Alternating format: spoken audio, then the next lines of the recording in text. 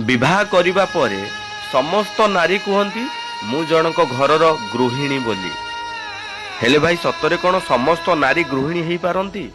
गृहिणी हेबा एते सहज नुहे।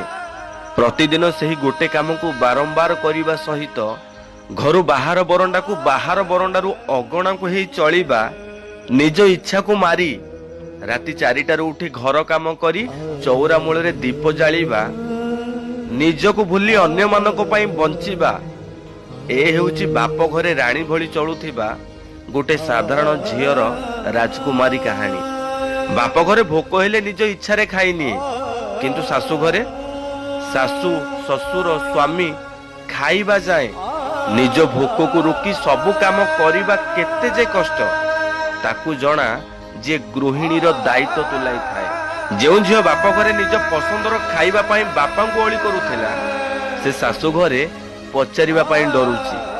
अपमानर पुरस्कार सहित निज लोक मानक मध्यरे निज पाई स्थान खोजी खोजी पुओ बहु घरे केते बेले जे अल्लोड़ा हेई वृद्धाश्रम को जीवा पाई निष्पत्ति निये। अरे भाई ताकू जना जे गृहिणी दायित्व तुलाउची।